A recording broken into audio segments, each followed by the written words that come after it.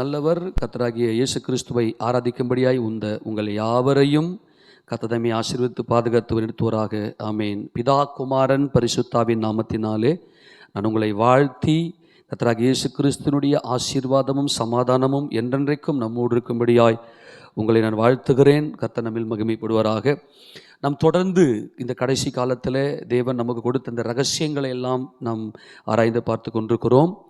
அவருடைய நினைவுகளை குறித்து நாம் இங்கே தியானம் செய்து கொண்டிருக்கிறோம். இந்த நினைவு தான் நமக்கு ஜீவன் என்பதை பார்க்கிறோம். இன்றைக்கு தேவன் நம்மோடு கூட பேசுவாராக. லூக்கா சுவிசேஷம் 12வது அதிகாரம் 40வது வசனத்தை நாம் வாசிக்கும் போது, லூக்கா சுவிசேஷம் 12வது அதிகாரம் 40வது வசனம். அந்தபடியே நீங்கள் நினையாத நேரத்தில் மனுஷகுமாரன் வருவார், ஆகையால் நீங்களும் ஆயத்தமாய் இருங்கள் என்றார். ஆயத்தம். கர்த்தராகிய இயேசு கிறிஸ்து சொன்னாரு, இதோ நான் சீக்கிரமாய் வருகிறேன்.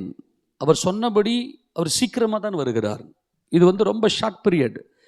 நமக்கு கொடுக்கப்பட்டிருக்கிற இந்த காலங்கள் எல்லாம், மனுஷனாக இருக்கிற நாமெல்லாம் இவ்வளோ நாளாயிருச்சு, 2000 வருஷம் ஆயிடுச்சு, இன்னும் கர்த்தர் வரலையே. இப்போ சில பேர்கிட்ட போய் நம்ம ஆண்டுடைய வருகை பற்றி பேசணும்னாக்கா, என்னங்க நீங்கள் சொல்லின்னு தான் இருக்கிறீங்க, எங்கே வராரு அப்படின்ற மாதிரி நிறைய பேர் பேசுகிறாங்க. ஏன்னா மாம்சத்தில் இருக்கிற மனிதனுக்கு அவனோட டைமில் போய் மாட்டிக்கணும். ஆனால் கர்த்தர் ஆவியாக இருக்கிறார். அவர் சீக்கிரமாக தான் வரப்போ, இந்த 2000 வருஷம் எல்லாம் அவருக்கு ஒன்றுமில்லை, அவர் சீக்கிரமாக தான் வரப்போகிறார். அவர் வருகைக்கு நாம் அவரை சந்திக்க வேண்டுமே. ஆனால் கர்த்தர் இங்கே சொல்கிறாரு, ஆயத்தம், ஆயத்தமாக இருங்க அப்படின்றார். அப்போ ஆயத்தம் அப்படின்னா என்னென்னா நினைவு. அவ்வளோதான், முடிஞ்சு போச்சு. நீங்கள் ஆயத்தமாக இருங்க. நீங்கள் நினையாத நேரத்தில் மனுஷகுமாரன் வருவார், ஆகையால் நீங்கள் ஆயத்தமாக இருங்கள். சரி, ஒரு ஒரு ஒரு ஆத்துமா, ஒரு விசுவாசி ஆயத்தமாக இருக்கிறது அப்படின்னா என்ன அர்த்தம்னா, கர்த்தராகிய இயேசு கிறிஸ்துவை தன்னுடைய நினைவில் சுமந்து கொண்டிருக்கிறது. அதாவது நான் அவரை நினைக்கிறேன் என்பது அல்ல, அவர் நினைவே எனக்குள் இருக்கிறது. அவர் நினைவாகவே நான் இருக்கிறேன். அவரை நினைக்கிறேன் அல்ல. ஒருத்தரை நினைக்கிறேன், ஒரு சம்பவத்தை நினைக்கிறேன் என்பது நான் நினைக்கிறேன். ஆனால் அவர் நினைவாகத்தான் நான் இருக்கிறேன். அவர் நினைவே நான், அவர் நினைவாகவே நான் வாழ்ந்து கொண்டிருக்கிறேன் என்பதுதான் ஆயத்தம். எத்தனை சொல்றது புரியுது? எப்பா எனக்கு கொஞ்சம் நினைச்சுக்கப்பா. சரி, நான் நினைக்கிறேன் அல்ல. அது ஒரு நார்மலான ஒரு ஆவிக்குரிய வளர்ச்சியினுடைய முதல் படி அது. ஆனால் ஒரு பூர்ணமாக்கப்பட்ட ஒரு மனவாட்டி, ஆயத்தமாக இருக்கிறவள், அவர் நினைவாகவே நான் இருக்கிறேன், நான் நினைக்கிறேன் என்பது ஆரம்ப ஸ்டேஜ். ஒரு பரிபூர்ணம், அவர் நினைவாகவே நான் இருக்கிறேன். நீங்கள் நினையாத நேரம் என்று நினைவை குறித்து பேசுகிறார். ஆக நம்முடைய நினைவுதான் ஜீவன், நம்முடைய நினைவுதான் உயிர். அந்த உயிரை கர்த்தராகிய இயேசு கிறிஸ்து நமக்காக கொடுத்திருக்கிறார். அப்போ அவர் ஜீவனை கொடுத்து அவருடைய நினைவில் நாம் இருக்கிறதுனால, நம்முடைய நினைவில் அவர் இருக்கும். இந்த நினைவு தான் உடன்படிக்கை. இந்த உடன்படிக்கை தான் கணவன் மனைவி புருஷன். ஆக எத்தனை பேர் ஆயத்தமாக இருக்கிறீங்க அப்படின்னு கேட்டாக்க, நான் ஆயத்தமாக, எதை வச்சு சொல்கிறீங்க? நான் இதெல்லாம் செய்கிறேன், நான் இப்படிலாம் பண்ணுறேன், அந்த காரியங்கள் இல்லை. அவர் நம்ம இடத்துல எதிர்பார்ப்பது என்னவென்றால், உன் நினைவு. நீங்கள் நினையாத நேரத்தில் நான் வருவேன், அதனால் நீங்கள் ஆயத்தம். ஏன் நீங்கள் நினைத்து கொண்டே இருன்னு ஏன் சொல்லலை அப்படின்னா, மனிதனுடைய நினைவுகள் வேறு எங்கெங்கேயோ போயிருச்சு. எத்தனை பேர் சொல்றது புரியுது? மனிதனுடைய நினைவுகள் மாம்ச நினைவுகளாக போய்விட்டது. அதுதான் கர்த்தர் சொன்னார், மாம்ச சிந்தை மரணம், ஆவியின் சிந்தையோ ஜீவனும் சமாதானமுமாம். அப்போ நீங்கள் ஆயத்தமா இருங்கள் அப்படின்னு கர்த்தர் சொல்றாரு. அப்படின்னா நீங்க என் நினைவாவே இரு, நீ என் நினைவிலேயே இரு. காரணம், இதில் பண்ணிடலாம், விட்டு டைம் ஆயிடுச்சு. நல்லா கவனிங்க. காரணம் நல்லா கவனிங்க. கர்த்தர் இங்கே சொல்றாரு, என் நினைவிலேயே நீங்க இருங்க, என் நினைவே இரு அப்படின்னு என்ன அர்த்தம்னா, நல்லா கவனிங்க. இது உடன்படிக்கை. என்னது உடன்படிக்கை? புதிய உடன்படிக்கை. நான் உங்களை கற்புள்ள கன்னிகையாக, அங்கே கன்னிகை என்று சொல்லவில்லை, கற்புள்ள கன்னிகை என்றால் உத்தமி. அவளுக்கு கற்பு இருக்கிறது, ஒரு பரிசோதிக்கப்பட்டவள், பரிசோதிக்கப்பட்டு எல்லா விதமான சோதனைக்கும் உட்பட்டு அவளிடத்துல நம்ம விசாரிக்கும் போது அவள் கற்புள்ளவளாகவே இருக்கிறாள். வாசிங்க அந்த வசனத்தை. 2 கொரிந்தியர் 11:2 வாசிங்க பார்க்கலாம். 2 கொரிந்தியர் 11:2 அதை வாசிக்கலாம். சரி, எடுத்து கனெக்ட் பண்ணிட்டு இருப்பதில்ல.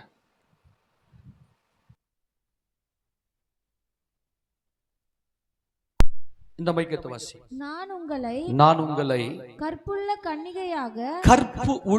கன்னிகையாக கிறிஸ்து என்னும் ஒரே புருஷனுக்கு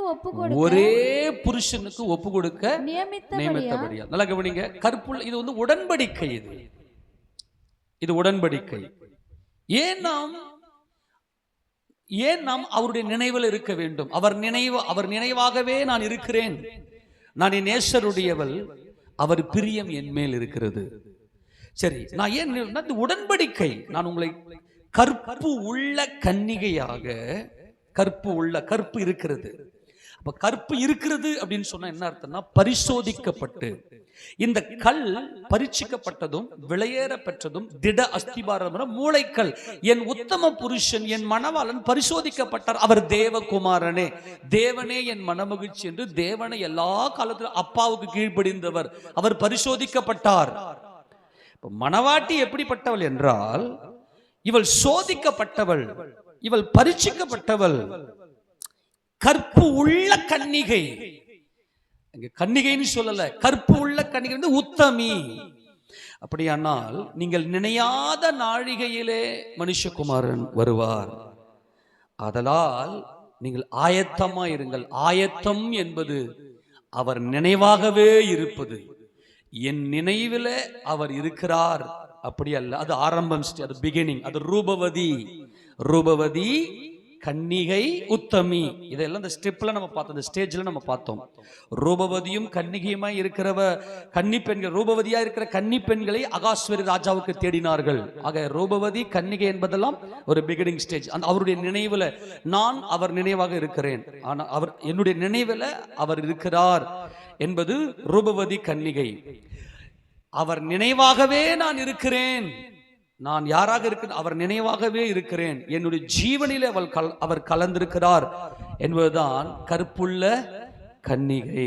இதை நீங்க நல்லா புரிந்து கொள்ள வேண்டும். அப்போ நம்மளை கற்புள்ள கன்னிகையாக கிறிஸ்து என்னும் ஒரே புருஷனுக்கு நான் நியமிக்க உங்களை ஒப்பு கொடுத்து விட்டேன் என்று கர்த்தர் சொல்றார். இதுதான் புது உடன்படிக்கை. இது உடன்படிக்கை.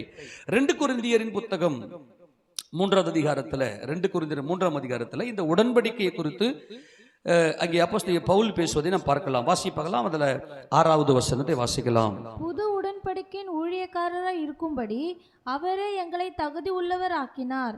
அந்த உடன்படிக்கை எழுத்துக்குரியதாய் இராமல் ஆவிக்குரியதாய் இருக்கிறது. எழுத்து கொல்லுகிறது, ஆவியோ உயிர்ப்பிக்கிறது. இப்ப நல்லா கவனிங்க, நான் உன்னை கற்புள்ள கன்னிகையாக கிறிஸ்து என்னும் ஒரே புருஷனுக்கு ஒப்பு கொடுக்க நியமித்து விட்டேன், ஒப்பு கொடுத்துட்டேன் அப்படின்னு பவுல் புதிய ஏற்பாட்டு சபைக்கு சொல்றாரு. சரி, இந்த கன்னிகை அந்த உத்தம புருஷனுக்கு உன்னை உத்தமையா ஒப்பு கொடுத்துட்டேன். ஆக கணவன் மனைவி என்பது உடன்படிக்கை. அங்க உடன்படிக்கையில நாம் உண்மையா இருப்பதுதான் பூரணம். அந்த உடன்படிக்கையில உண்மை இருக்க வேண்டும், அதுதான் மேகம் என்று நாம் பார்த்தோம். அப்போ இந்த உடன்படிக்கையில உண்மையா இருப்பதுன்னா என்ன அப்படின்னா, எழுத்து கொல்லுகிறது, ஆவியோ உயிர்ப்பிக்கிறது. ஆக இந்த எழுத்து என்பது சிருஷ்டிக்கப்பட்ட, உண்டாக்கப்பட்ட, கண்ணில் காணக்கூடியது எழுத்து. ஆக இந்த சரீரம், ஆண் உடல் பெண் உடல் என்பது எழுத்து, அதுதான் நியாயப்பிரமாணம். ஆனால் ஆவியோ உயிர்ப்பிக்கிறது. கர்த்தராகிய இயேசு கிறிஸ்து ஆவியானார். இப்போ மணவாட்டி என்ன செய்றா அப்படின்னா, இந்த மாம்ச நினைவு, இந்த மாம்சத்தை அவள் முற்றிலுமாய் இந்த மாம்சத்துக்கு செத்தவளாக, மகிமையடைந்த இயேசு கிறிஸ்துவை தன்னுடைய நினைவில் கொண்டவளாக இருக்கிறாள். எத்தனை பேர் புரியுது? புரிஞ்சு வச்சாமா? இப்போ இவள் என்ன செய்யறாள்னா, புது உடன்படிக்கை. அப்போ நீ என்ன பண்ணிட கூடாது? வேசித்தனம் பண்ணிடக்கூடாது. எனக்கு எது பிடிக்குமோ அதை செய்வேன், எனக்கு எது பிடிக்காதோ அதை நான் செய்ய மாட்டேன் அல்ல. என் கர்த்தருக்கு எது பிடிக்கும். இப்ப என்னுடைய ஆத்துமா யாரை தரித்து கொண்டிருக்கிறது என்றால், புது உடன்படிக்கைன்னா என்ன? நிறைய பேர் புது உடன்படிக்கை சொல்லிட்டு ஜனலை ஏமாத்துறாங்க. புது உடன்படிக்கை என்பது இந்த மாம்ச நினைவுகளுக்கு செத்து, மாம்ச சிந்தைக்கு செத்து, ஆவியாயிருக்கிற என் கிறிஸ்து இயேசு என் புருஷன், ஆவியாயிருக்கிற என் கிறிஸ்து இயேசு, அதுதான் உத்தமி. இப்ப என் புருஷனை, என் புருஷனோடு நான் உடன்படிக்கை செய்திருக்கிறேன். புரிஞ்சுக்க முடியுதா? புரிஞ்சுக்க முடியுதா? ஆக எழுத்து கொல்லுகிறது, என்னுடைய நினைவுகள் கொல்லுகிறது, ஆவியோ உயிர்ப்பிக்கிறது. அப்போ உள்ளும் புறம்பும் தான் உத்தமர். நம்ம பார்த்துட்டோம், போன புதன்கிழமைக்கு பார்த்தோம். உள்ளும் புறம்பும் தான் குமாரன். என் உத்தம புருஷன் உள்ளும் விசுவாசத்தினாலே, மாம்சத்தில் இருந்து அல்ல, உள்ளும் புறம்பும். நம்முடைய ஆத்மா வந்து ஸ்பிரிட், நம்முடைய ஆத்மா இருக்கே அது ஆவி. நான் ஒருத்தர்கிட்ட சுவிசேஷம் சொல்ல போனேன் இந்த வாரம். உங்க மனைவியை வந்து சம்திங் ஒரு ஒரு டெவில் ஸ்பிரிட்ல அவங்க மாட்டிக்கின்னு இருக்கிறாங்க, நீங்க வந்து கொஞ்சம் புரிஞ்சு கொள்ளணும் அப்படின்னு சொல்லிட்டு சொன்னா, அதெல்லாம் எனக்கு நம்பிக்கை இல்லைப்பா, அதெல்லாம் நம்பிக்கை இல்லை தம்பி, எனக்கு ஆவியெல்லாம் நம்ப மாட்டேன். நான் போய் சொன்னேன் அவர்கிட்ட, ஃபோனில் பேசும்போது சொன்னார், ஆவியெல்லாம் நம்ப மாட்டேன். நேராக போனேன். நீங்கள் சாவுக்கெல்லாம் போயிருக்கிறீங்களா? ஆமாம். சாவுல என்ன இருக்குது? இந்த மனுஷன் வெளியே போயிட்டான், என்ன போச்சு? ஆவி வெளியே போயிருச்சு. நம்முடைய ஆத்மாவே ஆவிதான். ஆமேன்னு சொல்லாமா? தேவனிலிருந்து வந்தவர்கள், தேவன் என்னன்னைக்கு இருக்கிறவர், ஆத்மா அழியாது. நல்லா புரிஞ்சுக்கணும், ஆத்மா அழியாது. அப்போ என்ன செய்யணும்னா, நான் இந்த பழைய புருஷனாகிய சிருஷ்டிக்கப்பட்ட, உண்டாக்கப்பட்ட, கண்ணில் காணக்கூடிய இந்த மாம்சத்தினுடைய இந்த புருஷனுக்கு நான் செத்து, புது புருஷன், பிந்தின ஆதாம், இது முந்தின ஆதாம், பிந்தின ஆதாம் ஆகிய என் கர்த்தராகிய இயேசு கிறிஸ்துவை என் ஆத்மாவில் தரித்து கொண்டேன். நினைவு. ஆக இது எப்படி உண்டாக்கனா? நினைவுல தான். அவரையே நினைத்திருக்க வேண்டும். அவர் எவ்வளவு பெரியவர், என் இயேசு எவ்வளவு மகத்துவம் உள்ளவர், அவர் எப்பேற்பட்ட சர்வ வல்லவர், அவருடைய அன்பு, அவருடைய பரிசுத்தம், அவருடைய ஒப்பு கொடுத்தல், அவருடைய மகிமை, இந்த நினைவுல உட்கார்ந்து வேதத்தை ஆராய்ந்து பார்க்கிற இந்த அனுபவம் தான் மணவாட்டியினுடைய பூரண அனுபவம். இவள் எப்படிப்பட்டவள், இதை எப்படி அவள் செயல்படுத்துகிறாள் என்றால், புது உடன்படிக்கை. புது உடன்படிக்கை என்பது பழைய உடன்படிக்கை. இந்த புருஷனோடு உடன்படிக்கை செய்திருந்தேன், இந்த புருஷனோடு விவாகரத்து ஆகிவிட்டது, அல்லது இந்த புருஷன் செத்து போயிட்டான். விவாகரத்து அல்ல, செத்து போயிட்டான். இந்த புருஷன் செத்து போயிட்டான். எனக்கு எது பிடிக்கும், எனக்கு எது பிடிக்காது, அதெல்லாம் எனக்கு தேவையில்லை. இவன் தான் செத்து போயிட்டான். இப்ப என் கர்த்தரை என் இருதயத்தில், என் ஆத்மாவில் தரித்திருக்கிறேன். ஆக அந்த நினைவுல இருந்துச்சு, இது அவர், நான் அவர் நினைவாகவே நான் இருக்கிறேன். அவரை நான் நினைக்கிறேன் அல்ல, அவர் நினைவாகவே நான் இருக்கிறேன். அவர் நினைவிலே நான் வாழ்ந்து கொண்டிருக்கிறேன் என்பதுதான் மணவாட்டி ஆயத்தம். புரிஞ்சு போச்சுமா? இதை நல்லா புரிந்து கொள்ளுங்க ப்ளீஸ். இதை வீட்டில் பிராக்டிஸ் பண்ணுங்க, வீட்டில் சொல்லி பயிற்சி எடுங்க. அப்போ இது எப்படி நடக்குது அப்படின்னு சொன்னா, கிருபையும் சத்தியமும், இது ஞானம், இது ஞானம், இது உள்ளான ஞானம் என்பது தேவனை அறிகிற அறிவு. ஞானம் என்பது தேவனுக்கு பயப்படுகிற அந்த பயம். நீதிமொழிகள் புத்தகத்துல இந்த விவேகத்தை குறித்து நமக்கு தேவன் சொல்லுகிறார். நீதிமொழிகள் புத்தகம் 14வது அதிகாரத்தை திருப்பிக் கொள்ளுங்க. நீதிமொழிகள் 14வது அதிகாரத்துல 16:21 வாசிக்க பார்க்கலாம். இருதயத்தில் ஞானம் உள்ளவன் விவேகி எனப்படுவான். இந்த ஞானம் என்பது கர்த்தருக்கு பயப்படுற பயத்தில் ஆரம்பிக்கிறது. இது பாத்தீங்கன்னா விவேகி, இது கவனிங்க, விவேகி என்றால் எதிர்காலத்திலே வாழ்பவன், நித்திய ஜீவனிலே வாழ்பவன். இதை பல முறை பார்த்துட்டோம். விவேகி என்பவன் நித்திய ஜீவனிலே இப்ப வாழ்பவன். அவன் வந்து மாம்சத்தெல்லாம் ஜெயங்கொண்டு நித்தியராய் இருக்கிற கிறிஸ்து இயேசுவை தரித்து கொண்டு, விவேகி ஆபத்தை கண்டு மறைந்து கொள்ளுகிறான். பேதைகளோ நெடுகவை தண்டிக்கப்படுகிறார்கள். இந்த விவேகி என்பவனுக்கு தீங்கு, தீமை என்பது கிடையாது, எல்லாமே நன்மை மட்டுமே. ஆமேனா? விவேகி எதை கண்டு ஒளிந்து கொள்ளுகிறான்? ஆபத்தை கண்டு விவேகி என்ன பண்றான்? மறைந்து கொள்ளுகிறான். அப்ப என்ன அர்த்தம்னா, இவன் கரெக்டா கெஸ் பண்ணி கரெக்டா அடிக்கிற எந்த இடத்துல ஆபத்து வரும், எது நம்முடைய மனதை சஞ்சலப்படுத்தும், இது வந்து எதிர்காலத்துல வர்றது. ஆமேனா? சில பேர் என்ன பண்ணுவான், போய் ஆபத்துல மாட்டிக்கின்னு தலையை பிச்சுக்கின்னு, ஐயோ நான் ஏன் தான் இதை செஞ்சுன்னு தெரியலையே, நான் ஏதோ மாட்டிக்கணும் தெரியலையேன்னு சொல்லி வருத்தப்பட்டு உட்காந்துருப்பான். ஆனா விவேகி அடுத்தது என்ன நடக்க போகுது, இது எப்படி இருக்கும், ஸ்பிரிட்ல இருக்கிறான். இதுதான் மணவாட்டி. ஏன்னா கிறிஸ்து எல்லாம் அறிந்தவர், கிறிஸ்து ஜெயங்கொண்டவர், ஜீவன் உள்ளவர். அவரை தன்னுடைய இருதயத்தில் தரித்து கொண்டு கரெக்டா பார்க்கறான். இந்த விவேகிக்கு, மணவாட்டிக்கு தீமை, என்னுடைய பரிசுத்த பர்வதம் எங்கும் தீங்கு செய்வாரும் இல்லை, கேடு செய்வாரும் இல்லை. தீங்கு இல்லை, எனக்கு யாருமே விரோதி கிடையாது, எனக்கு நடக்கிறது எல்லாமே நன்மை மட்டுமே. இதுதான் வந்து மணவாட்டி. ஏன்னா கிறிஸ்து இயேசுவை தன் இருதயத்தை தரித்து கொண்டவளாய், இவள் பூர்ணமாக்கப்பட்டவளாய் நிற்கிறாள். ஆக இந்த உள்ளும் புறம்பும், அந்த ஞானம் என்பது உள்ளத்துல நம்முடைய ஆத்துமாவில் தேவன் கொடுப்பது. மனிதன் அறிவு உடையவனாக, நன்மை தீமை அறியத்தக்க அறிவு உடையவனாக அவன் அறிவை பெருமை பாராட்டுறான். அவன் அறிவை பத்தி கொஞ்சம் தப்பா சொல்லுங்க பார்க்கலாம். ஏய் நீ சரியா செய்யலையே, இது உடனே கோபம் வரும். குழம்புல உப்பு போடலையே, உடனே கோபம் வரும். நீ இதை இப்படி செஞ்சிருக்க கூடாது, உடனே கோபம் வரும். ஏன், நான் எவ்வளவு பெரிய அறிவாளி, உன் அறிவெல்லாம் மண்ணாங்கட்டி. இருதயத்துல ஞானம் இருந்துச்சுன்னா நம்மை தேவனுக்கு முழுதுமாக அர்ப்பணித்து, இந்த விவேகி என்ன செய்வான் அப்படின்னாக்கா, இருதயத்துல ஞானம் உள்ளவன் தான் விவேகி. உதடுகளின் மதுரம் கல்விய பெருக பண்ணும். அப்புறம் புத்தி தன்னை உடையவர்களுக்கு ஜீவ ஊற்று. இதுதான் ஜீவன் வந்துருச்சு.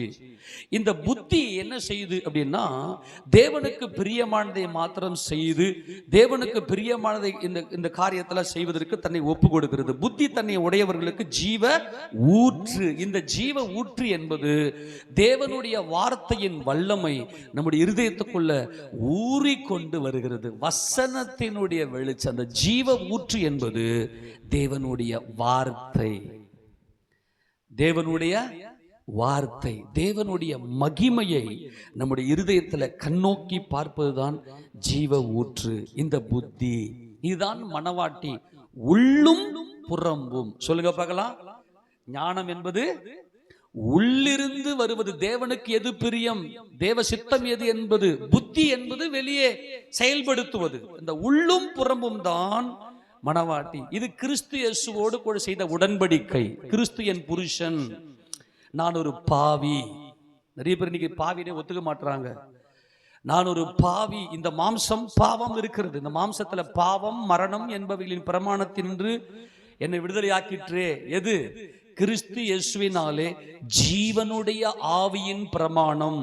இந்த ஜீவ ஊற்று கிறிஸ்து இயேசுவினாலே ஜீவனுடைய ஆவியின் பிரமாணம் என்னை பாவம் மரணம் என்பவைகளின் பிரமாணத்தினின்று விடுதலை ஆக்கிற்றே. ஆக இந்த ஞானம் புத்தி என்பதுதான், உள்ளும் புறம்பும் என்பதுதான் பூர்ணமாக்கப்பட்ட மனவாட்டி. அந்த நினைவு என்பது உள், புறம்பே என்பது அந்த காரியத்தை செய்து முடிப்பது, தேவ சித்தம் செய்வது. ஆக உள்ளும் புறம்பும் என்பது பூர்ணமாக்கப்பட்ட மனவாட்டி. புறம்பும் உள்ளும் என்பது விழுந்து போன ஆவி. இவங்க என்ன பண்ணுவாங்கன்னா, இந்த அறிவில் வச்சு செயல்படுவாங்க. அறிவு, மாம்ச அறிவில் வச்சு செயல்படுவாங்க. கண்ணில் காண்கிறத வச்சு அறிவு பண்ணுவாங்க. அதல்ல, நம்முடைய இருதயத்தில் தேவனோடு பேசிக்கொண்டே இருக்க வேண்டும். பரிசுத்த ஆவியானவருடைய பலத்தினாலே, வேத வசனத்தின் பலத்தில உள்ளும் புறம்பும். ஆக இந்த மனவாட்டி நீங்கள் நினையாத நாழிகை அப்ப உள்ள பூர்ணமாக்கப்பட்டவளாய் அவள், நல்ல கவனிங்க, ராஜகுமாரத்தி உள்ளாக மகிமை உடையவள், மகிமையின் கர்த்தரை தன்னுடைய இருதயத்தில் தரித்து கொண்டவள். இந்த உள்ளும் புறம்பும் தான் ஆயத்தம், அவருடைய நினைவிலே வாழ்வது. நீங்க சங்கீதம் 45 வாசிக்கும் போது, சங்கீதம் 45 ராஜகுமாரத்தி எப்படிப்பட்டவளாம், 13ஆம் வசனத்தை வாசிப்பாங்களாம். 45:13. ராஜகுமாரத்தி உள்ளாக பூரண மகிமை உள்ளவள். ராஜகுமாரத்தி இவள் யார் என்றால், இவள் புருஷனோடு கூட திருமணம் முடித்து ஆளுகை செய்கிறவள் தான் ராஜகுமாரத்தி. ராஜாதி ராஜா சிங்காசனத்தில் வீற்றுக்கொண்டு அவர் ஆளுகை செய்கிறார். ராஜகுமாரத்தி அவர் பக்கத்தில் நிற்கிறாள். இவள் ஆளுகை செய்கிறவள். அப்போ இவள் எப்படிப்பட்டவள் என்றால், உள்ளாக பூர்ண மகிமை. உள்ளும் புறம்பும் தான் பூர்ண மகிமை. புரிஞ்சு போச்சா இல்லையா? ஆமென் சொல்லாமா? நல்லா கவனிங்க. உள்ளும் புறம்பும் செயல்படுகிறவர்கள் அப்படியே சமாதானமா இருப்பாங்க, அவ்வளவு பீஸ்ஃபுல்லா இருப்பாங்க. ஏன்னா மகிமையின் கர்த்தரை தங்கள் இருதயத்திலே அவர்கள் தரித்திருக்கிறார்கள். ராஜகுமாரத்தி உள்ளாக பூரண மகிமை உள்ளவள். அதுதான் புது உடன்படிக்கை. பழைய உடன்படிக்கையாகி இந்த மாம்ச புருஷனுக்கு செத்தவர்கள். இன்னைக்கு நிறைய பேர் என்ன பண்ணுவாங்கன்னா, நிறைய பேர் காரணம் சொல்லுவாங்க.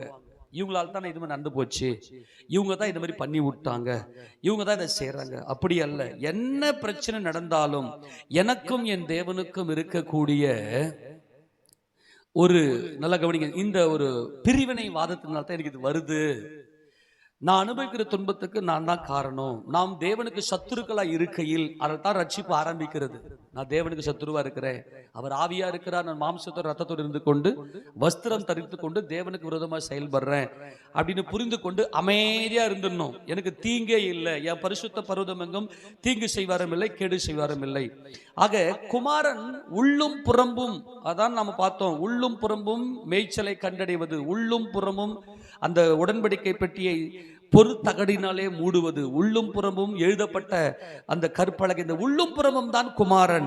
ஆக மணவாட்டி உள்ளும் புறமும் செயல்படுகிறவள். உள்ள நினைவுல, மணவாளுடைய நினைவுல, என் புருஷனுடைய நினைவுல நான் அவரோடு உடன்படிக்கை செய்திருக்கிறேன், அவரோடு நான் ஒப்புரவாக்கப்பட்டிருக்கிறேன், கிறிஸ்து என்னும் ஒரே புருஷனுக்காக நான் நியமிக்கப்பட்டிருக்கிறேன். அப்ப மகிமை அடைந்த இயேசு கிறிஸ்துவை தன்னுடைய இறுதியில் தரித்து கொண்டு தன்னுடைய அசைவுக்கு செத்தவள். இந்த மாம்ச அசைவு உள்ள போகக்கூடாது. அதனால தான் நாம் என்ன பண்றோம்னாக்கா பெருமை தேடுறோம், நம்முடைய எல்லா கிரியைக்கும் பெருமையை கேட்கிறோம். மகிமையெல்லாம் என் இயேசு கிறிஸ்துவுக்கே என்பவள் தான் மனைவி. ஆக இந்த உள்ளாக, இந்த உள்ளும் புறம்பும் தொடர்ந்து வாசிக்கும் போது, இவள் சித்திர தையல், அவள் உடை பொற்சரிகையா இருக்கு. இந்த பொன் என்பது தெய்வீகம், தெய்வீக தேவ நீதி. நல்லா கவனிக்கணும், அவள் உடை பொற்சரிகையா இருக்கிறது. இந்த பொன் என்பது தெய்வீக தேவ நீதி. நாம் சந்தோஷப்பட்டு அவருக்கு தூய் செலுத்த கடவோம். ஆட்டுக்குட்டியுடைய கல்யாணம் வந்து அவருடைய மனைவி தன்னை ஆயத்தம் பண்ணினாள் என்று சொல்ல கேட்டேன். சுத்தமும் பிரகாசமுமான மெல்லிய வஸ்திரம் தரித்துக் கொள்ளும்படி அவள் அளிக்கப்படும். இந்த மெல்லிய வஸ்திரம் பரிசுத்தமானுடைய நீதிகளே. இவள் நீதி உள்ளவளாய் தன் விசுவாசத்தினாலே நீதிமான் பிழைப்பான். இவள் பூரண விசுவாசத்திலே பூர்ணமாக்கப்பட்ட நீதி உள்ளவளாய் அவள் செயல்படுகிறாள். சித்திர தையலாடை தரித்தவளாய் ராஜாவினிடத்தில் அழைத்து கொண்டு வர. இந்த சித்திர தையலாடை என்பது ராஜரீக ஆசாரிய வஸ்திரம். ராஜ வஸ்திரம் மட்டுமல்ல, ராஜரீக ஆசாரிய வஸ்திரம். ஆசாரியம் என்பது பரிசுத்தமும், ராஜா என்பது நீதியும்.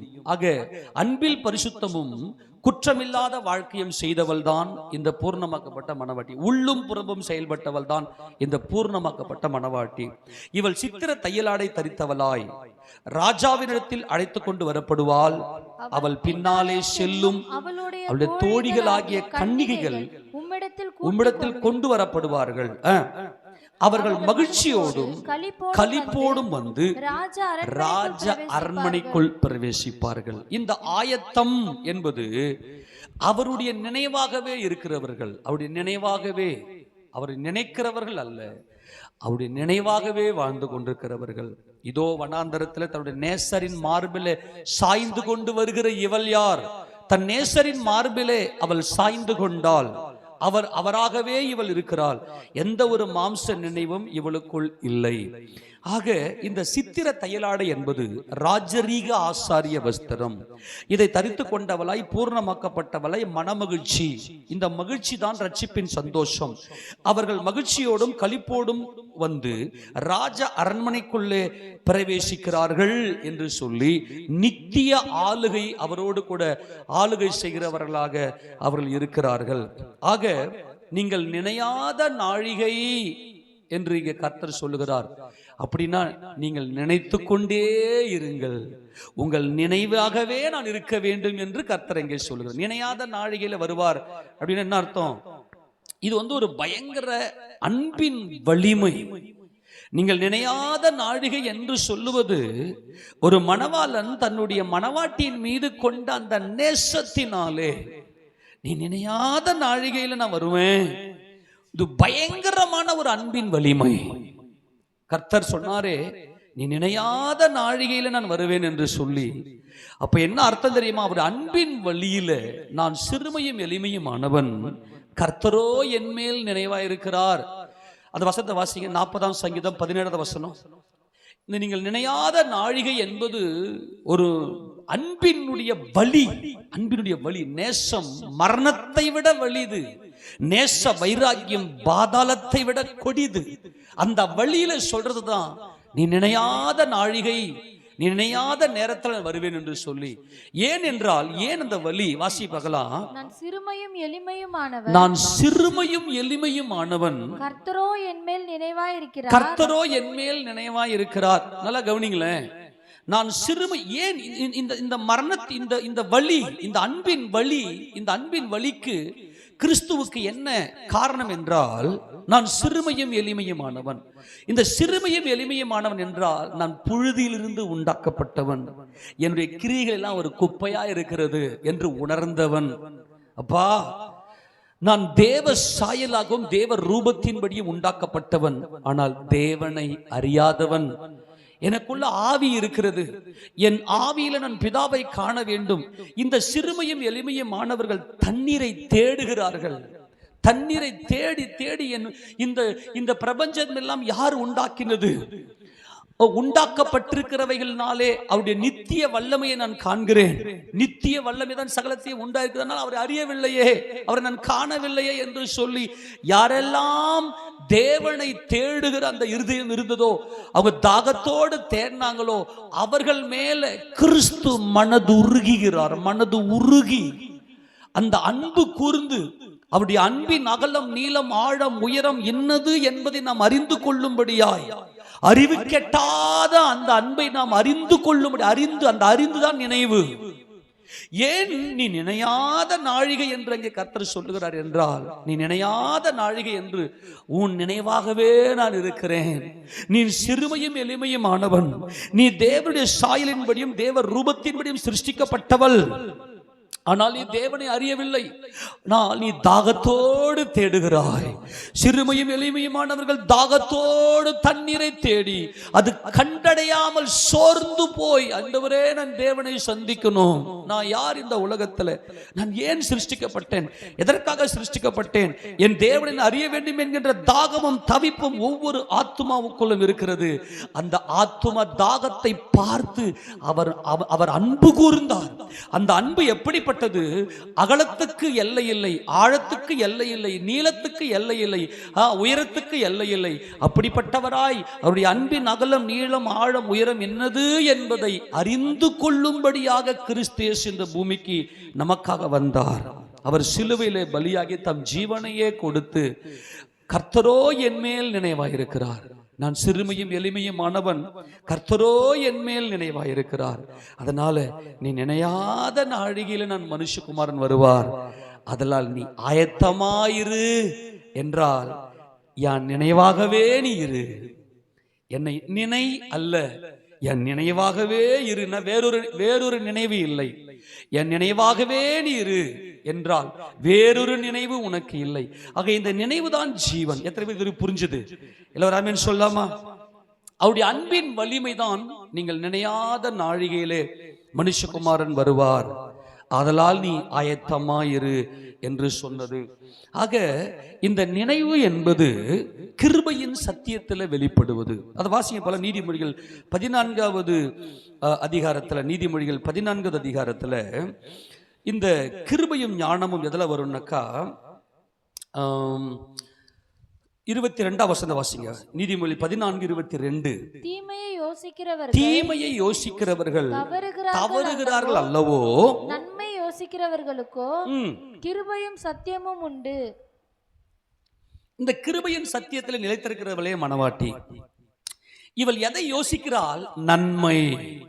இந்த நன்மை யார் என்றால் மகிமையின் கர்த்தர், மகிமை அடைந்த கர்த்தர், ஆவியான கர்த்தர். கர்த்தரே ஆவியானவர் என்பது நன்மை.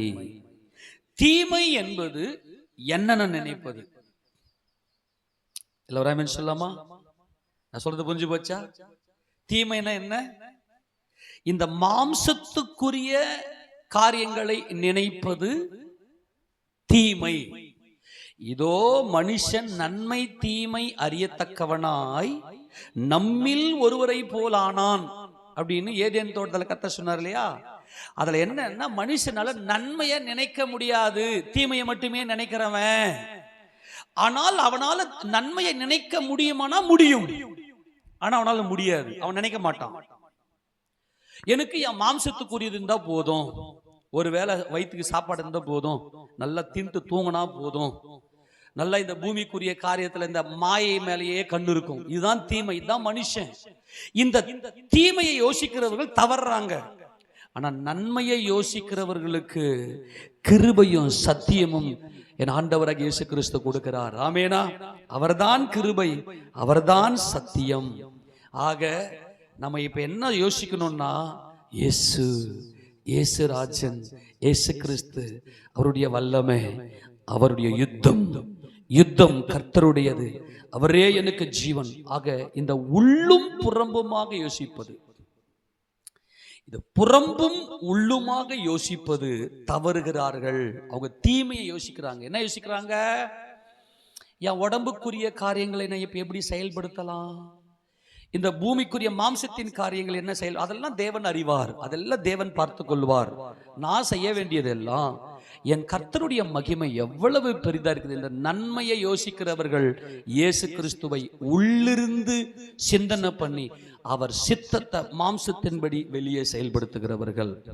அப்போ நாம் என்ன செய்யணும் அப்படின்னா, நல்லா கவனிங்க, இதுதான் ஆண்டவர் என்ன பண்ண, இந்த பரிசேய ஆவி ஈஸியா கண்டுபிடிச்சிடலாம். கவனிங்க, நீங்க அநேக பேர் என்ன பண்றாங்கன்னா, மற்றவர்களுடைய காரியங்களை பார்த்து குற்றம் சொல்லிட்டு உட்காந்து இருப்பாங்க. பார்த்துக்கிறீங்களா? கை நீட்டு இருப்பாங்க.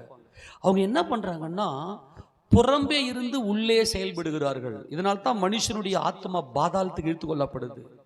மற்றவங்களை பத்தின காரியம் உனக்கு என்ன? இப்போ மற்றவங்களை பத்தி சில பேர் வந்து கேட்டாக்கா மற்றவங்களை பத்தி அப்படி மனப்படமா சொல்லுவாங்க. அப்ப என்ன வேலை நடக்குதுன்னா, புறம்பே இருந்து உள்ளே போகிறது. இவங்க ஆயத்தமாக இல்லை. மற்றவங்களை பத்தி பக்கத்து வீட்டுக்காரங்க, எதிர் வீட்டுக்காரங்க, அல்லது ஊர்ல என்ன நடக்குது இதை பத்தி எல்லாம் கேட்டா அப்படியே மனப்பாடமா சொல்லுவாங்க. எச்சரிக்கையா சொல்றேன், உங்களுக்கு அன்பாய் சொல்லுகிறேன், கர்த்தருடைய கரம் இன்னைக்கு நம்மேல் இருக்க வேண்டும். அப்ப தேவன் இங்க என்ன சொல்றாருன்னாக்கா, உள்ளும் புறமுமாக செயல்படு, அதை யோசி. நன்மையை யோசிக்கிறவர்களுக்கு கிருபையும் சத்தியமும் உண்டு. அப்ப இவங்களால மட்டும் தேவ சித்தம் செய்ய முடியும். சில பேர் பார்த்து எப்ப பார்த்தாலும் பேசிக்கினே இருப்பாங்க. ஏதாவது ஒன்று வெளியே நடக்கிற இந்த காரியங்களை பத்தி பேசிக்கினே இருப்பாங்க. இந்த பாரு, இது எப்படி இருக்கு பாரு, இது அப்படி எப்படி இருக்கு பாரு. அதெல்லாம் முதல்ல ஸ்டாப் பண்ணுங்க. வசனத்தை உங்க நினைவுல கொண்டு வாங்க. புது உடன்படிக்கைக்குள்ள வாங்க. இன்னைக்கு புது உடன்படிக்கைன்னா யாரு? புதிய ஏற்பாட்டு சபை தான் புது உடன்படிக்கை. புது உடன்படிக்கைன்னா என்ன? மகிமையின் கர்த்தரை கிறிஸ்து இயேசுவை தங்களுடைய இருதயத்தில் தரித்து கொண்ட அனுபவம் தான் புது உடன்படிக்கை. இந்த பழைய மாம்சிகத்தை வெறுத்து போட்டுட்டு கிறிஸ்து இயேசுவை நம்முடைய இருதயத்தில் தரித்துக் கொள்வதுதான் புது உடன்படிக்கை. இப்போ இந்த பரிசேய ஆவி என்ன செய்யும்னா, வெளியே மட்டும் ரொம்ப டிப்டாப்பா ரொம்ப பயங்கரமா நடிக்கும். நல்லா ஒயிட் அண்ட் ஒயிட் போட்டுக்கின்னு, வாயில ஸ்தோத்திரத்தை வச்சுக்கின்னு, அப்படியே கையில பைபிளை வச்சுக்கின்னு, அப்படியே எல்லாரும் கண்ணில் பார்க்குற மாதிரி நற்கிரியை மட்டும் செஞ்சு, உள்ள பார்த்தா பயங்கரமான துர்நாற்றம்.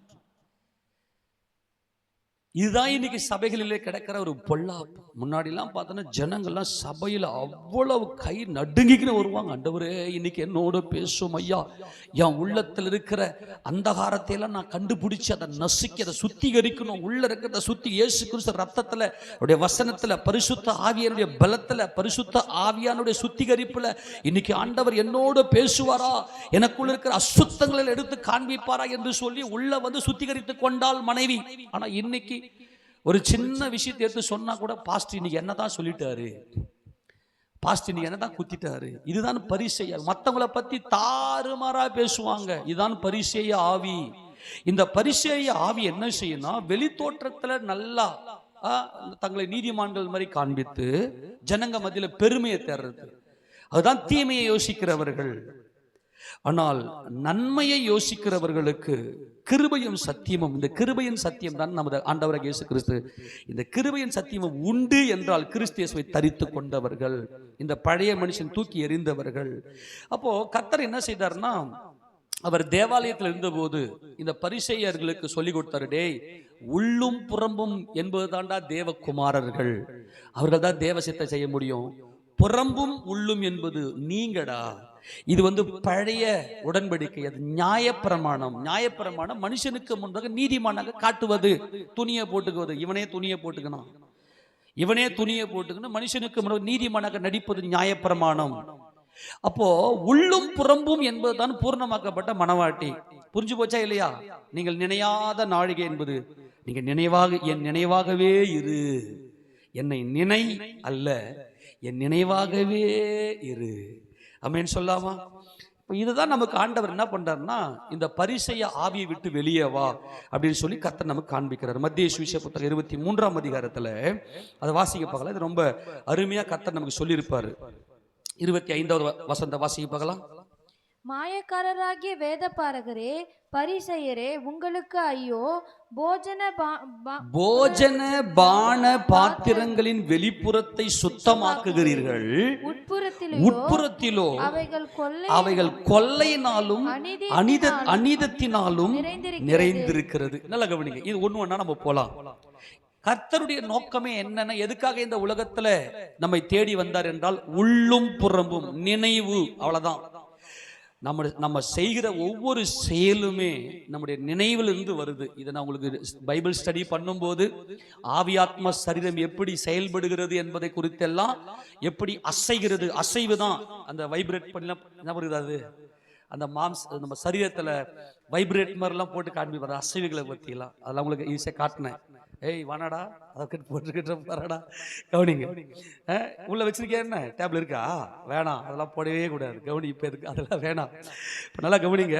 இப்போ அதெல்லாம் போனீங்கன்னாக்கா மைண்டு வேற மாதிரி போயிடும். இப்போ அது கிட்டே வேணாம்.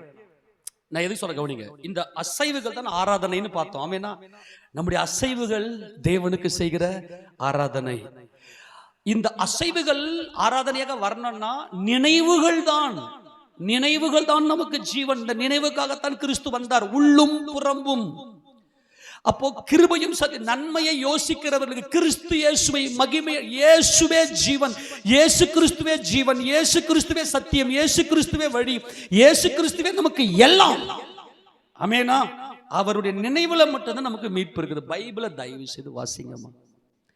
நீங்க பைபிளை வாசிச்சீங்கன்னா இப்ப எப்படி இப்ப ஆண்டவர் சொல்றதை அப்படியே கற்பனை பண்ணுங்களேன். டே, நீதிமான் மாதிரி மனுஷனும் நடிக்கிறீங்க, ஆனா உள்ளத்துக்குள்ள நல்லாவே இல்லடா. அது எப்படி இருக்குதுன்னு சொன்னா, இப்ப ஒரு பிரியாணி செய்றீங்க, ஒரு நல்ல ஒரு 5 கிலோ பாசிமதி வேணும், சீரக சம்பா ரைஸ் தான் நல்லா இருக்கும் இல்லையா? 5 கிலோ சீரக சம்பா ரைஸ், 5 கிலோ மட்டன், அப்புறம் அதுக்கு தேவையான பதார்த்தங்கள் எல்லாம் ரெடியா வச்சுக்கணும். நல்லா நெய் எல்லாம் பக்காவா வச்சுக்கணும். நல்லா கமன்னு எல்லா மசாலா பொருட்கள் ரெடியா இருக்கு.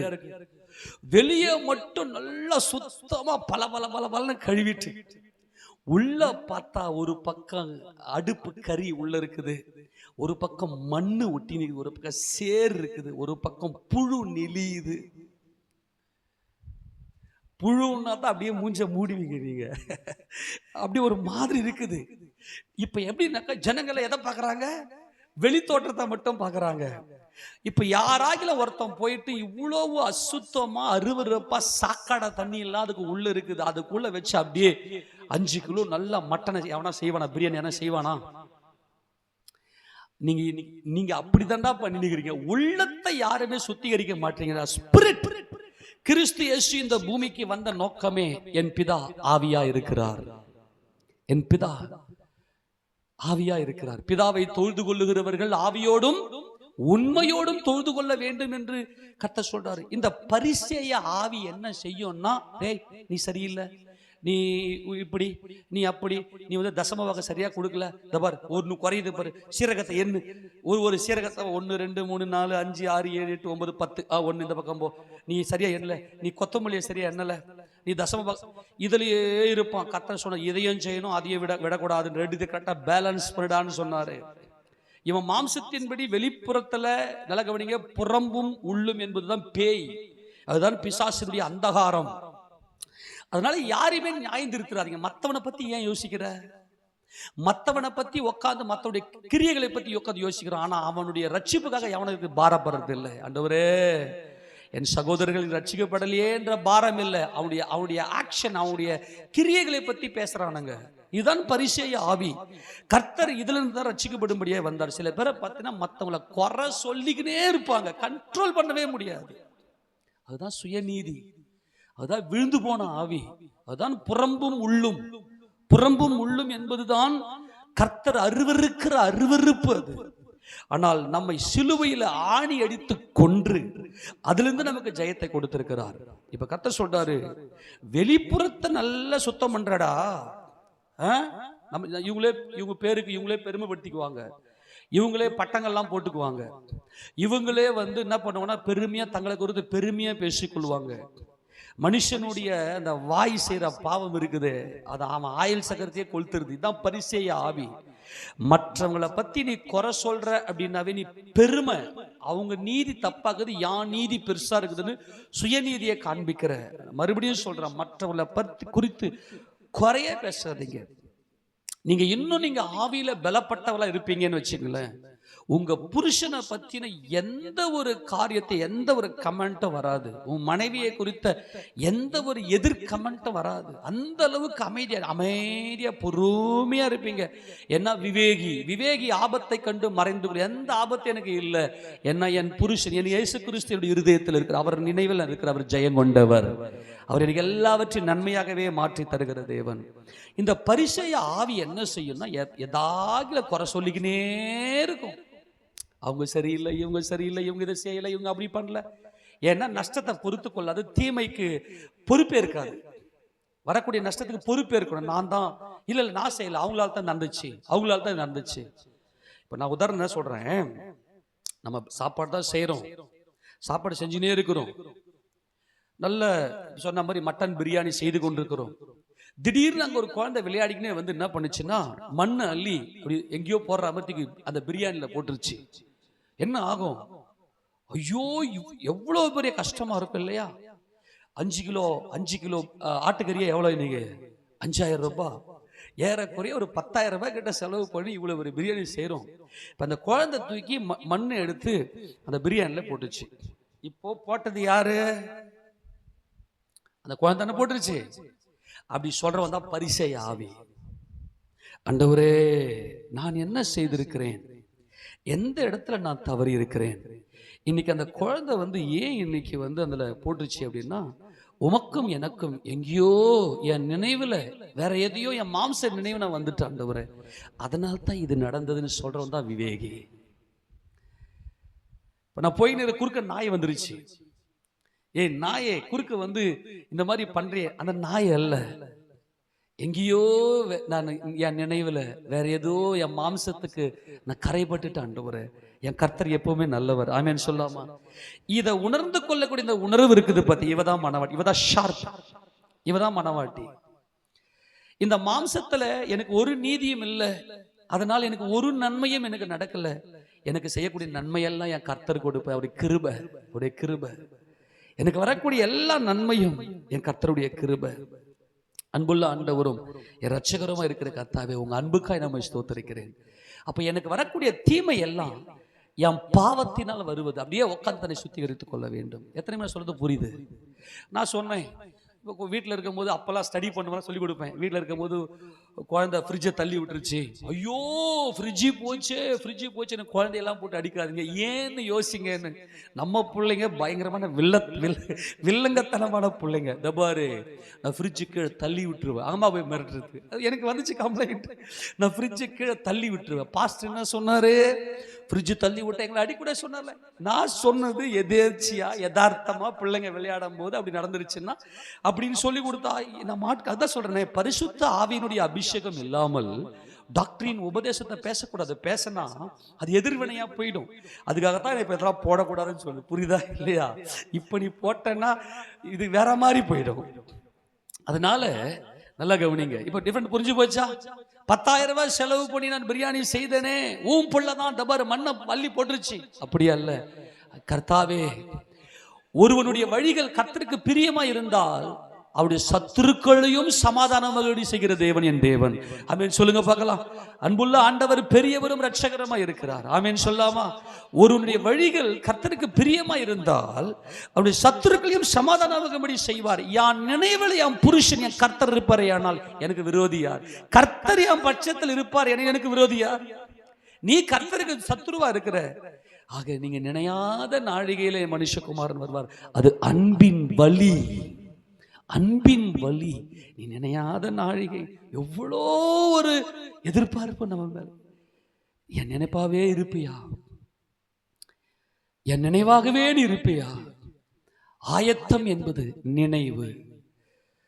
ஜிகோரன், ஞாபக குறியாய். ஜிகோரன், ஜாக்கர் என்பது நினைவு. நீ என்னை நினை, நீ என்னை கொஞ்சம் நினைச்சுக்கோ. யோசேப்பு சொல்லி அனுப்புவாரு, எப்பா பானபாத்திரக்காரங்கிட்ட, நீ விடுதலை ஆவ, சுயம்பாகிகளின் தலைவன் காலி ஆயிடுவான், செத்து போயிடுவான், நீ விடுதலையாகி பார்வனுக்கு நிப்ப. அப்படி நிற்கும் போது கொஞ்சம் என்ன நினைச்சுக்க, அவெல்லாம் மறந்துடுவான். என் கர்த்தர் என்னை மறவாதவர், ஆமேனா, என் நினைவாகவே இருக்கிறவர். நான் சிறுமையும் எளிமையும் ஆனவன் என்பது நான் தேவனுடைய பிள்ளை. நான் தேவனை அறியவில்லை. நான் தண்ணீரை தேடி தாகத்தால் நாவறண்டு போனவன். கர்த்தர் என் மேல மனதுருகினார். என் நினைவாகவே அவர் இருக்கிறார். என் நினைவாகவே அவர் இருக்கிறார். எனக்காக தம்முடைய ஜீவனையே கொடுத்தவர். அவர் சிலுவையிலே மரணத்தை, பகையை சிலுவையிலே கொன்றவர். அவர் இரட்சகர் என்பதில் தான் நம்முடைய ஆயத்தம் இருக்கிறது. அன்பானவர்களே, கர்த்தர் சொல்றாரு, இன்னமும் நீங்க உங்க மாம்சத்தை நம்பி உங்களை பத்தி யாருன்னா சொல்லும் போது, இன்னைக்கு பிள்ளைங்க அம்மா அப்பா கூப்பிட்டாக்கா அவ்வளவு கோபம் வருது. ஏன் கூப்பிடுற, என்ன ஏன் இஷ்டம், இன்னைக்கு ஏன் இஷ்டம், என்னை விட்டு, நாங்களாம் பயங்கர நீதிமான்கள். இதுதான் பரிசேய ஆவி. வெளிப்புறத்துல நல்லா டிப் டாப்பா ஜனங்களுக்கு முன்னாக நடிக்கிறது. நான் எங்க அம்மா எங்க அப்பாவுக்கு கீழ்ப்படுகிறேன் அப்படின்னு சொல்ற மாதிரி நடிக்கிறது. ஆனா முடியாது. யாரால முடியும்? யாரால முடியும்? நான் என்ன சொல்றேன்னா, நீங்க பாவி, நீங்க பாவம் தான் செய்வீங்க. ஆனால் உட்கார்ந்து ஏசப்பாவை மட்டும் நீங்க இதை கொஞ்சம் பயிற்சி எடுங்களேன். வசனத்தை தியானம் பண்ணுங்க. சபையில தொடர்ந்து சபைக்கு வாங்க. சபையில கொடுக்கிற அந்த சத்தியத்தை கொஞ்சம் யோசிங்க, நினைவுல கொண்டு போங்க. இது உள்ள போச்சுன்னா அந்த பாவம் ஓடி போயிடும். நான் உங்களுக்கு அதான் சொல்றேன். இப்ப கர்த்தர் இங்க சொல்றாரு பாருங்க, வாசிங்க பார்க்கலாம். அடுத்தது வாசிங்களேன்.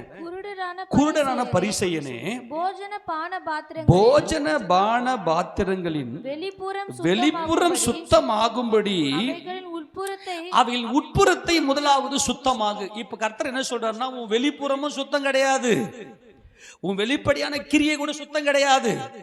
அப்ப நீ முதல்ல உன்னுடைய கிரியைகள் பரிசுத்தமா இருக்கும்படி உன்னுடைய உட்புறத்தை சுத்தமாக்கு, உன்னுடைய நினைவுகளை சுத்தமாக்கு.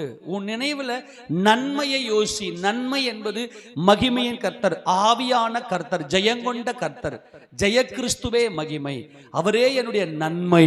அந்த நன்மையை மட்டும் யோசி. தீமை என்பது உனக்கானவைகளை நீ யோசிப்பது, உன் மாம்சத்துக்குரியவைகளை நீ யோசிப்பது, அது தீமை. அப்போ உன் வெளிப்புறமும் சுத்தமா இருக்கணும்னா உன் முதலாவது உன் உட்புறத்தை சுத்தப்படும், உன் நினைவுகளை சுத்தப்படுத்து. என் நினைவுகள் உங்கள் நினைவுகள் அல்ல என்றாரு. வழியை சொல்லும் போது உங்கள் வழிகள் ஏன் வழி இல்லைன்றாரு. முதல்ல என் நினைவுன்றார். என் நினைவு நன்மையானது, என் பிதாவுக்கு பிரியமானது. அதனால என் நினைவுகள் உங்கள் நினைவுகள் அல்ல, உங்கள் வழிகள் யான் வழி அல்ல என்று கர்த்தர் சொல்ற. வழியை ரெண்டாவது ஃபர்ஸ்ட் சொல்றாரு. வழியை நமக்கு சொல்லும் போது வழியை ஃபர்ஸ்ட் சொல்றாரு. உன் வழி, அந்த வழி என்பது தான் கிரியை. அப்போ உன்னுடைய கிரியைகள் சுத்தமா இருக்கணும்னா முதல்ல உன் உள்ளத்தை சுத்தப்படுத்து. உட்கார்ந்து எனக்குள்ள இருக்கிற அசுத்தங்கள் என்ன என்பதை கண்டுபிடிங்க ப்ளீஸ். அன்பான தேவ ஜனமே, நம்ம எல்லாரும் பாவிகளா இருக்கிறோம். பாவிகளை ரட்சிப்பதற்காகத்தான் கிறிஸ்து இந்த உலகத்துக்கு அவர் மனிதனாக வந்தார். நான் பாவியா இருக்கிறேன், அந்த பாவிகளில் பிரதான பாவியாய் நான் இருக்கிறேன், கர்த்தரை ரட்சகரா இருக்கிறேன் என்று விசுவாசிக்கிற எல்லாருக்குள்ளுமே தேவனுடைய அன்பு நமக்குள்ள இருக்கிறது. ஆக இந்த உள்ளும் புறம்பும் தான் மணவாட்டி. ஆமெனா? உள்ளும் புறம்பும் தான் என் மணவாளன். அவர் பிதாவின் சித்தம் செய்தவர். அவர் உள்ளும் புறம்பும் விசுவாசத்தின் பூரணம். தன் விசுவாசத்தில் நீதிமான் பிழைப்பான். அவர் நீதிமான். அவர் மகிமை அடைந்து பிதாவின் வலது பஸ்ல உட்கார்ந்திருக்கிறார். இப்ப நான் என்ன செய்யணும்? உள்ளும் புறம்பும் செயல்படும். இதுதான் பூர்ணமாக்கப்பட்ட புதிய ஏற்பட்ட மணவாட்டி சபை. உள்ளும் புறம்பும். அந்த பாஸ்டர் உடைய ஊழியத்தை பார்த்து, அந்த பாஸ்டருடைய வரங்களை பார்த்து, அந்த பாஸ்டருடைய ஆக்ஷனை பார்த்து, அது நல்லா இருக்கே, நல்லது எல்லாம் தேவ சித்தம் அல்ல. அடிக்கடி சொல்லு, நல்லது எல்லாம் நல்லதா இருக்கு, நல்லா இருக்குது, அவங்களுக்கு அது நல்லது. உன்னை குறித்த தேவ சித்தம் என்ன? அதுக்கு உட்கார்ந்து காத்துரு. உண்மையா சொல்றேன், கிறிஸ்தவம் ரொம்ப எளிமையானது, ரொம்ப ஈஸியானது. எப்போ? அவர் அன்பை புரிந்து கொள்ளும் போது, அவருடைய அன்பின் வழியை, அன்பின் வழி, நேசம் மரணத்தை போல வலிது, நேச வைராக்கியம் பாதாளத்தை போல கொடிது. அந்த வழியில பேசுறாரு. நீ நினையாத நாழிகையில நான் வருவேன், என் நினைப்பாவே இரு என்று அவர் பாசிட்டிவா தான், எதிர்மறை மாதிரி இருக்கும். எப்பவுமே ஆண்டவர் ஒரு வாக்குத்தத்தத்தின் உறுதியை கொடுக்கும்போது எதிர்மறையை உடைத்து கொடுப்பார் என்று சொன்னேன். நான் உன்னை விட்டு நான் உன் கூடவே இருப்பேன் என்பது நல்லது இல்லையா? ஆனா நான் உன்னை விட்டு விலகுவதே இல்லை என்ன, உன் கூடவே இருப்பேன் என்று அர்த்தம். ஆமேனா? என் நினைவாகவே, நீ நினையாத அப்படின்னு சொல்லும்போது அர்த்தம் என் நினைவாகவே இரு. அவருடைய அன்பின் வழி, அவருடைய அன்பின் வழிதான் நீ நினையாத நாழிகை என்பது.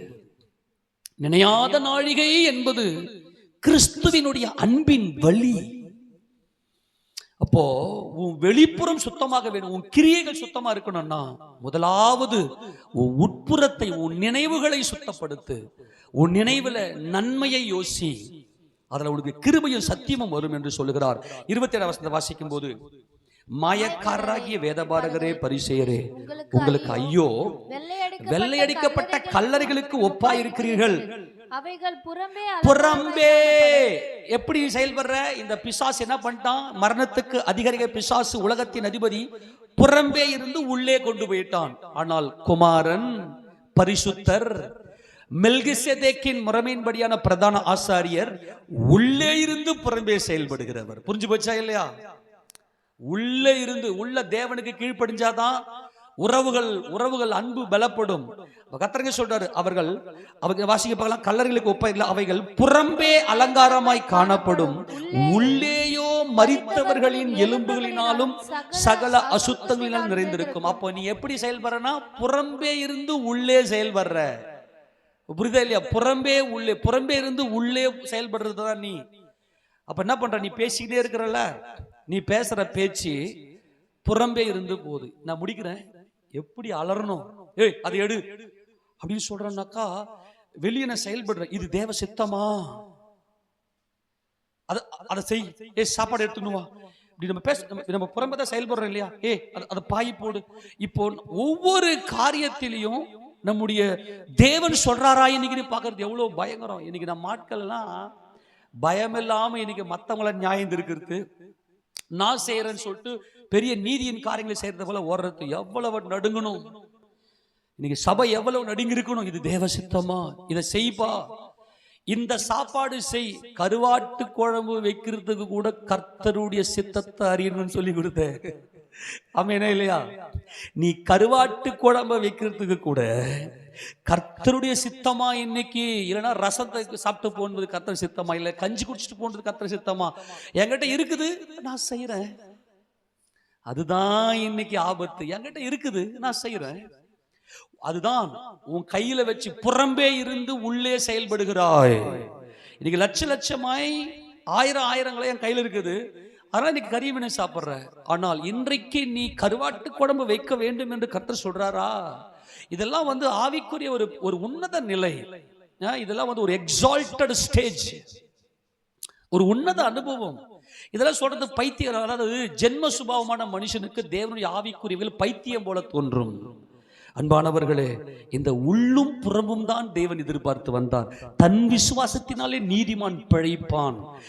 அடுத்த வசனம் சொல்ற பாருங்க, அப்படியே நீங்களும் மனுஷருக்கு நீதிமான்கள் என்று புறம்பே காணப்படுகிறீர்கள், உள்ளத்திலோ மாயத்தினாலும் அக்கிரமத்தினாலும் நிறைந்திருக்கிறீர்கள்.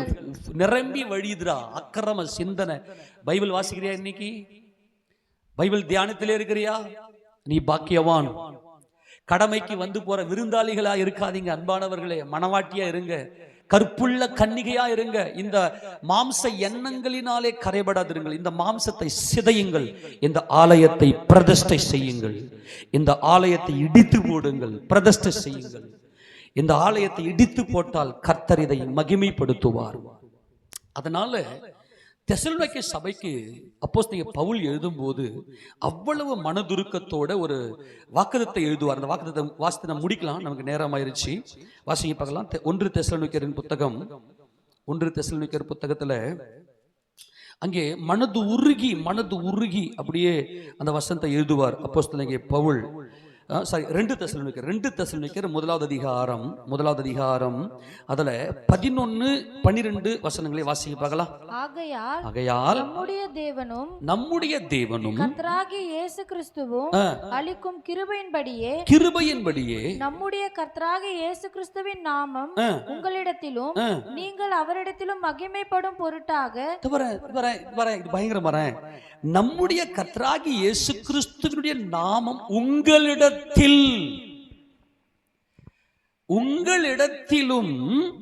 நீங்கள் அவரிடத்திலும் மகிமை. இதாங்க உடன்படிக்கை, இதான் உடன்படிக்கை. நீ அவர் உன் புருஷன், உங்களை கிறிஸ்து என்னும் ஒரே புருஷனுக்காக கற்புள்ள கன்னிகையாக உங்களுக்கு நியமித்து அவர் நினைவாகவே நீ இருக்கிற. அவருடைய நாமம் உன்னிடத்திலே மகிமைப்படுகிறது. உன்னுடைய வெளிப்புறங்கள் சுத்தமாகும்படி, உன்னுடைய வெளிப்புறங்கள் சுத்தம், முதலாவது உட்புறத்தை சுத்தம். உன் நினைவில் அவரை கொண்டு வா. உன் மாம்சத்துக்குரியதை நினைக்காத. அதுக்கு தான் போராடுறோம். கிறிஸ்தவங்கன்னா யாருங்க? இந்த மாம்சத்தை ஜெயங்கொண்டவர்கள். அப்ப யுத்தம் பண்றதுக்காக வரும். இந்த மாம்ச நினைவுகள் வேண்டாம் அப்படின்னு சொல்லி, இந்த மாம்சம் ஒரு மாயை, எல்லாம் மாயை. அப்போ என் கிறிஸ்து இயேசுவோடு கூட கிறிஸ்துவின் நாமம் உங்களிடத்திலும் நீங்கள் அவரிடத்திலும் மகிமைப்படும்படி. அவரிடத்தில் நான் மகிமைப்படுவது என்பது இந்த சரீரம் மகிமை அடைவது. இந்த சரீரம் மகிமை அடைந்து கிறிஸ்துவை போல, கிறிஸ்து இயேசு எப்படி மகிமையின் சரீரத்தை பெற்றிருக்கிறாரோ அதே போல மகிமை இந்த ஆலயத்தை பிரதிஷ்டை செய்து, இதை பிரதிஷ்டை கர்த்தராகிய இயேசு கிறிஸ்து பிரதிஷ்டை செய்து, இந்த மகிமையின் ஆலயமாக பிரதிஷ்டை செய்து பிதாவாகிய தேவனுக்கு முன்பதாக நம்மை கொண்டு போய் நிறுத்துகிற அந்த காரியத்தை எங்க சொல்லுகிறார்? கிறிஸ்து உங்களிடத்தில் மகிமைப்படுகிறாரா? கிறிஸ்து உங்களிடத்திலே மகிமைப்பட்டால் அவருடைய கிருபை உங்களுக்கு கொடுக்கப்பட்டிருக்கிறது. அவருடைய கிருபையின் நம்முடைய தேவனும் கர்த்தராகிய இயேசு கிறிஸ்துவும் அளிக்கிற கிருபை. நான் பலமுறை சொல்லிட்டேன், அவருடைய கிருபையை நம்பிக்கொண்டு உங்களுடைய கிரியெல்லாம் ஒண்ணுத்துக்கு உதவாது. நம்முடைய கர்த்தராகிய இயேசு கிறிஸ்து வரும்போது அவர் நமக்கு அளிக்கிற கிருபையின் மேல் பூர்ண நம்பிக்கை உடையவராக இருங்கள் என்று பேதுரு தம்முடைய நிருபத்தில் எழுதுகிறார். அப்பா, நான் உங்க கிருபையை நம்புகிறேன், உங்களுடைய கிருபை மாறாது. உலக தோற்றத்துக்கு முன்பதாகவே என் மேல் வைத்திருக்கிற உங்களுடைய கிருபை மாறாததா இருக்கிறதுன்னு சொல்லி அவருடைய கிருபையின் மேல் நம்பிக்கையா இருங்கள். அதுதான் அவருடைய வருகையில நமக்கு தேவன் கிருபை அளித்து நம்மை மகிமைப்படுத்துகிறார். நம்மளால நம்ம பூர்ணத்தை நோக்கி ஓடிக்கொண்டிருக்கிறோம். அன்பானவர்களே, அவருடைய கிருபையினால மட்டும்தான் நாம் மகிமைப்பட போகிறோம். நாம் கிறிஸ்து நம்மை மகிமைப்படுத்தும்படியாக இன்றைக்கு கிறிஸ்துவை மகிமைப்படுத்துவோமாக. இந்த மாம்சத்துக்கு பிரியமானவைகள் அல்ல. என்ன பண்ணுங்க, இந்த மாம்சத்தை பலியா ஒவ்வொருத்தரும். நான் ராஜா, பைக்கு கொடுத்தா தான் நான் பேரம்பக்கம் போயிட்டு வருவேன். எப்பா பைக் இல்ல, பெட்ரோல் பிரச்சனையா இருக்குது, இதோ 10 நிமிஷத்துல ஓடு. இந்த மாம்சத்தை இடிச்சு போடு, இந்த ஆலயத்தை இடித்து போடு. கறிக்குழம்பு இருந்ததை சாப்பிடுவேன், ஃப்ரைட் ரைஸ் இருந்ததை சாப்பிடுவேன். என் தூக்கத்தை ஏன் கெடுக்கிற? ஒரு 5 மணிக்கு எழுந்து உங்களால ஜபிக்க முடியுதா? இடித்து போடுங்கப்பா இந்த சரீரத்தை. கிறிஸ்து உங்களில் மகிமைப்படட்டும்பா. அன்பானவர்களே, கிறிஸ்து உங்களில் மகிமைப்படட்டும். அங்கே கர்த்தர் சொல், நம்முடைய கர்த்தராகிய இயேசு கிறிஸ்துவின் நாமம் உங்களிடத்திலும் நீங்கள் அவரிடத்திலும் மகிமைப்படும் பொருட்டாக நம்முடைய தேவன் உங்களை தமது அழைப்புக்கு பாத்திரம் என்பதுதான் நினைவு. அவர் நம்மை நினைத்திருக்கிறார், அவர் நம்மை ஆசீர்வதிக்கிறார். தேவன் நம்மை நினைவு கூர்ந்திருக்கிறார். அவருடைய நினைவுல கிறிஸ்து இயேசுவுக்குள்ளாக நம்முடைய ஜீவன் பிதாவாகிய தேவனுக்குள் மறைந்திருக்கிறது. அவர் வெளிப்படும் போது நாம் மகிமைப்படும்படியாக நம்முடைய ஜீவனாகிய கிறிஸ்து வெளிப்படுவார். அப்படியானால் அன்பானவர்களே, நம்முடைய தேவன் உங்களை தமது அழைப்புக்கு பாத்திரராகவும் தமது தயையுள்ள, அவருடைய தயவு நம்மேல் இருக்கிறது. பயப்படாதிருங்கள். அல்லேலூயா. நீங்கள் மகிமை அடைவீர்கள். ஆமெனா. நீங்கள் அவருடைய நினைவாகவே இருக்கிறீர்கள். நீங்கள் மகிமை அடைவீர்கள். அவருடைய கிருபை, அவருடைய தயவு, அவருடைய அழைப்பு, அவருடைய பரிசுத்த அழைப்பினால் நாம் அழைக்கப்பட்டிருக்கிறோம். அவருடைய தயவு நம்மேல் இருக்கிறது. தமது தயவுள்ள சித்தம் முழுவதையும் விசுவாசத்தின் கிரியை. விசுவாசம் என்பது உள், கிரியை என்பது புறம்பே. இந்த உள்ளும் புறம்பும் தன் விசுவாசத்தினாலே நீதிமான் பிழைப்பான்.